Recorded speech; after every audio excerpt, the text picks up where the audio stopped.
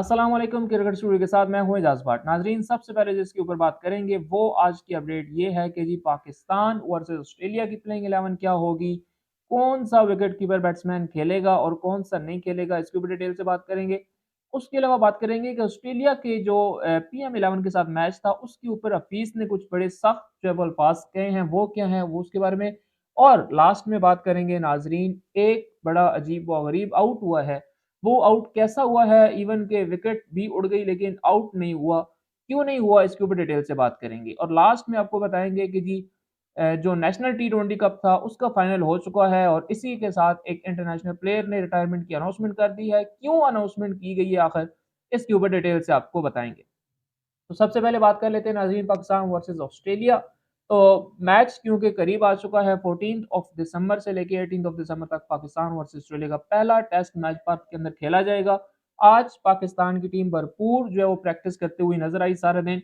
लेकिन अब जो मैच होना है उसके अंदर सवाल यह है, क्योंकि सरफराज अहमद की जो विकेट कीपिंग थी वर्सेस PM11 वो कुछ इतनी अच्छी नहीं रही। तो अब क्या सरफराज को ही मौका दिया जाएगा या रिजवान का कोई चांस बनता हुआ नजर आ रहा है। तो इसमें मैं आपको एक बात क्लियर करता चलूं कि अभी तक रिजवान का कोई चांस नहीं है और सरफराज ही ऑस्ट्रेलिया के खिलाफ पहले टेस्ट मैच में खेलेंगे। रिजवान आपको नजर नहीं आएंगे, रिजवान को पहले मैच के अंदर रेस्ट दिया जाएगा, क्योंकि उसके अलावा बी बैटिंग लाइनअप के अंदर कोई ऐसा ऑप्शन नहीं है कि जिसकी जगह रिजवान को आप जो है वो टेस्ट कर सकें। रिजवान नो डाउट एक अच्छा फील्डर भी है, उसको आप आगे एज अ बैट्समैन भी खिला सकते हैं, लेकिन इस टाइम कोई ऐसी ऑप्शन, कोई ऐसी जगह जो है वो रिजवान के लिए सिवाय विकेट कीपर के सरफराज के रिप्लेसमेंट के अलावा कोई बनती हुई नजर नहीं आ रही। इसलिए विकेट कीपर बैट्समैन जो होंगे पहले टेस्ट मैच के अंदर वो सरफराज ही होंगे। उसके अलावा अगर मैं प्लेइंग 11 की बात करूं तो सबसे पहले जो है वो अब्दुल्ला शफीक और इमामुल हक ओपनर होंगे, पीछे शान मसूद हैं, फोर्थ नंबर के ऊपर जो है वो किंग बाबर आजम होंगे।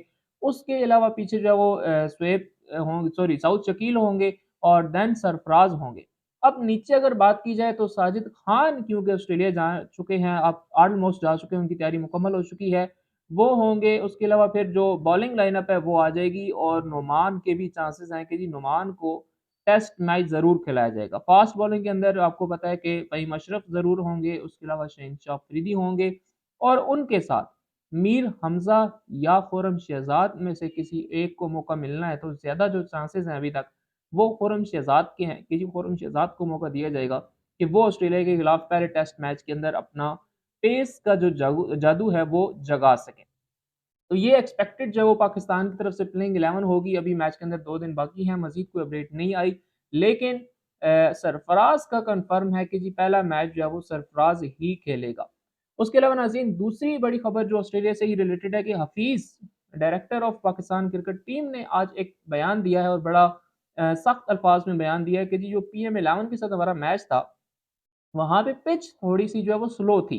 यानी कि उन्होंने मैनेजमेंट को काफ़ी ज़्यादा तनकीद का निशाना बनाया कि जी जो मैनेजमेंट थी हम इस तरह की एक्सपेक्टेशंस नहीं कर रहे थे, हमें कुछ अच्छी उम्मीदें थी इनसे, लेकिन जो पिच थी वो बड़ी स्लो थी और या शायद वो हमारा माइंडसेट चेंज करना चाह रहे थे।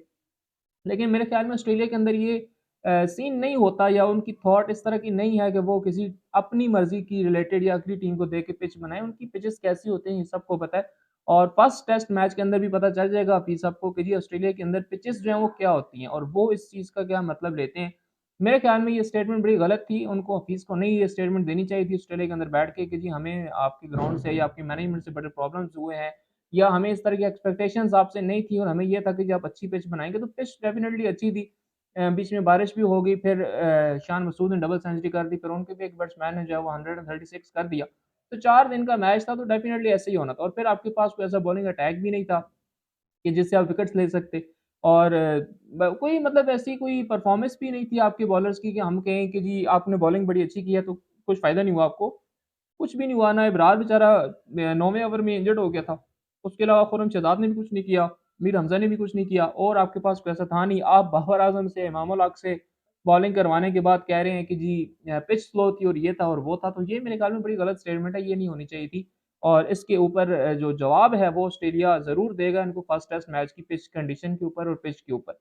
उसके अलावा नाज़रीन अगली खबर ये है कि जी नेशनल T20 कप ख़त्म हो चुका है। कराची व्हाइट ने आखिरकार एबटाबाद को शिकस्त देके अपने नाम कर लिया है टाइटल और इसी के साथ उनके कैप्टन असद शफीक ने रिटायरमेंट की अनाउंसमेंट कर दी है हर किस्म की क्रिकेट से, चाहे वो इंटरनेशनल हो, चाहे वो डोमेस्टिक क्रिकेट हो।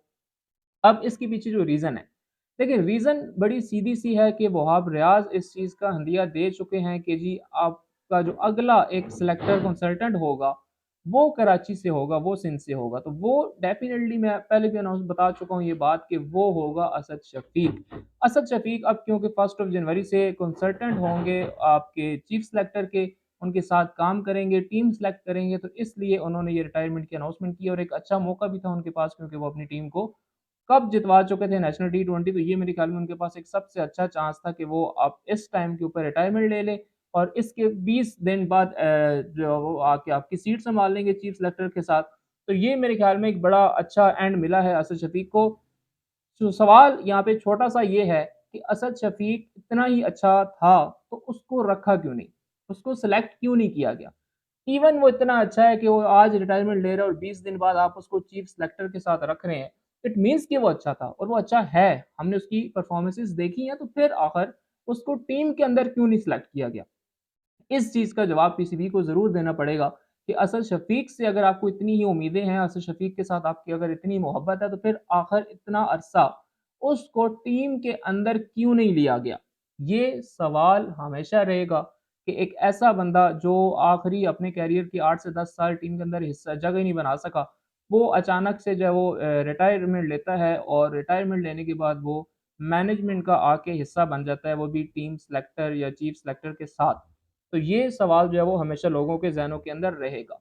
उसके अलावा नाज़रीन बात करें अनोखा आउट ऑस्ट्रेलिया के अंदर ही एक मैच जारी था, उस मैच के अंदर बोल्ड हुआ एक बैट्समैन, बाकायदा बोल्ड हुआ, उसकी जो सेंटर वाली विकेट थी वो बाकायदा ऑलमोस्ट जो है वो गिरने ही वाली थी, पूरी नहीं गिरी लेकिन ऑलमोस्ट जो है वो हट गई थी, लेकिन दोनों विलेज थे वो नहीं गिरे। यानी अब या तो ये ज़रूरी है कि आपकी एक विकेट पूरी जो है वो निकल ही जाए उसमें से, उखड़ जाए पूरी, या ये है कि आपकी एक विलेज जो है वो ज़रूर गिरनी चाहिए। लेकिन ऐसा नहीं हुआ जिस वज़ह से अंपायर ने नॉट आउट करार दे दिया। आउट नहीं दिया अंपायर ने क्योंकि ना तो विलेज गिरी हैं और ना ही एक विकेट पूरी गिरी है जिसके ऊपर अंपायर ने एक क्लीन बोल्ड को जो है वो नॉट आउट दे दिया। तो ये क्रिकेट की हिस्ट्री के अंदर आजकल बड़ी चीज़ें इस तरह की जो है वो हो रही हैं।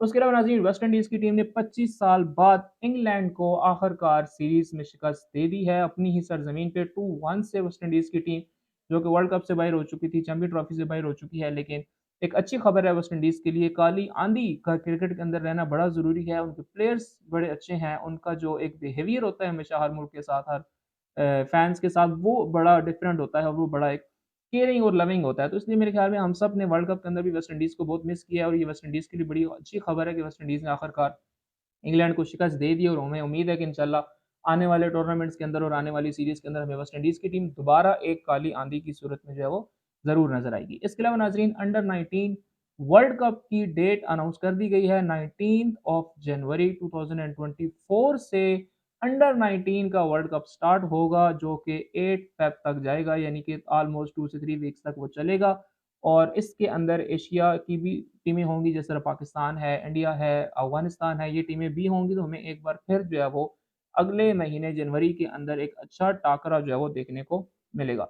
उसके अलावा नाज़रीन मैं बात करूँ जो नेशनल टी20 कप हुआ तो वहाँ से हमें 2 प्लेयर्स मिले हैं, एक बेस्ट बॉलर आप कह लें और एक बैट्समैन कह लें। जो ब बेस्ट बॉलर का अवार्ड दिया गया है वो शाहनवाज़ दहानी को दिया गया है, जिनकी अभी रिसेंटली मैंने पीछे बात की थी कि भाई उनको क्यों नहीं टीम के अंदर रखा गया। पहले उनको साल डेढ़ जो है वो साथ लेके आप घूमते रहे और फिर अचानक से उनको वाइप कर दिया गया। तो अब उन्होंने दोबारा स्पेशली फाइनल के अंदर आके वो प्लेयर ऑफ द मैच भी रहे हैं और बड़ी अच्छी बॉलिंग का उन्होंने मुज़ाहरा किया। उसके अलावा साहबज़ादा फरहान ने पूरे टूर्नामेंट के अंदर बड़ी अच्छी बैटिंग की है और वो प्लेयर ऑफ द टूर्नामेंट रहे हैं एज़ अ बैट्समैन, बड़ी अच्छी उन्होंने परफॉर्मेंसेज़ दी हैं। तो अब ये देखना है कि क्या न्यूज़ीलैंड के खिलाफ उनको शामिल किया जाता है या नहीं किया जाता है, क्योंकि इस टाइम जो है वो एज़ अ ओपनर पाकिस्तान के पास 6 से 7 ऐसे बड़े नाम हैं कि जो टी20 सीरीज़ न्यूज़ीलैंड के खिलाफ शायद आज़माए जाएँगे और ज़रूर आज़माए जाएँगे क्योंकि चीफ सेलेक्टर की बड़ी कड़ी नज़रें हैं इसके ऊपर भी। अहमद शहज़ाद के ऊपर भी बड़ी कड़ी नज़रें हैं, लेकिन क्या उनको शामिल किया जाएगा या नहीं किया जाएगा या वो किसी सियासत की नज़र हो जाएँगे, ये देखना भी बहुत ज़रूरी है। तो ये थी नाज़रीन अभी तक की अपडेट्स। अगर हमारे चैनल के ऊपर नए हैं तो हमारे चैनल को सब्सक्राइब करें। बहुत जल्द मिलेंगे इंशाल्लाह अपनी अगली वीडियो के साथ, तब तक के लिए अल्लाह हाफ़िज़।